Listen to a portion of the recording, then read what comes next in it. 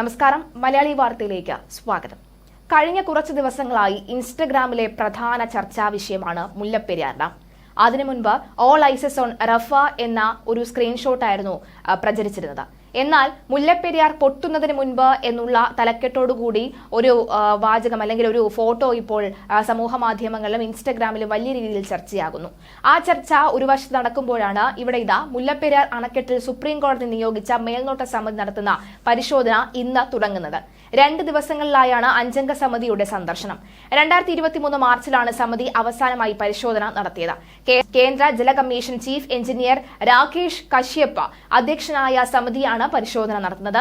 കേരളത്തിൽ നിന്നുള്ള ജലസേചന വകുപ്പ് secretary Ashok Kumar Singh, chief engineer R Priyosh എന്നിവരും തമിഴ്നാട് പൊതുമരാമത്ത് വകുപ്പ് secretary Sandeep Saxena, Cauvery cell chairman R Subramanian എന്നിവരും സമിതിയിൽ അംഗങ്ങളാണ്.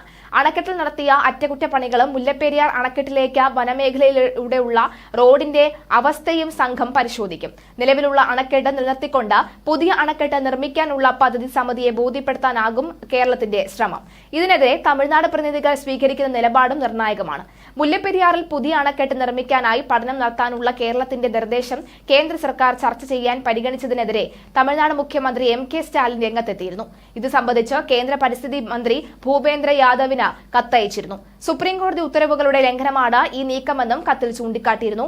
2018 പുതിയ അണക്കെട്ടിനായി പാരിസ്ഥിതികാഘാത പഠനത്തിനുള്ള പരിഗണനാ വിഷയമായി കേരള സർക്കാർ അനുമതി തേടാൻ ശ്രമിച്ചപ്പോൾ തമിഴ്നാട് സർക്കാർ കോടതിയെ സമീപിക്കുകയായിരുന്നു. ഇത്തരത്തിലുള്ള ഏത് നടപടികളും കോടതിയുടെ അനുമതി വേണമെന്നാണ് ഉത്തരവ്. അതിനാൽ കേരളത്തിന്റെ പുതിയ നടപടി സുപ്രീം കോടതി ഉത്തരവിനെ അവഹേളിക്കുന്നതാണ് എന്നും സ്റ്റാലിൻ കത്തിൽ ചൂണ്ടിക്കാട്ടി. മുല്ലപ്പെരിയാറിൽ ഡാം നിർമ്മിക്കാനുള്ള വിശദ പദ്ധതി രേഖ 1 മാസത്തിനകം പൂർത്തിയാക്കാൻ കേരളം തീരുമാനിച്ചിരുന്നു. പുതിയ ഡാം നിർമ്മിക്കാൻ 7 വർഷം വേണ്ടിവരും എന്നാണ് ജലസേചന വകുപ്പിന്റെ നിഗമനം. അടിയന്തര ആവശ്യമാണെങ്കിൽ 5 വർഷം കൊണ്ട് പൂർത്തിയാക്കാനാകുമെന്നാണ് വിലയിരുത്തൽ. മുല്ലപ്പെരിയാർ ഡാമിന്റെ 366 മീറ്റർ താഴെയാണ് കേരളം പുതിയ ഡാമിനായി കണ്ടെത്തിയ സ്ഥലം.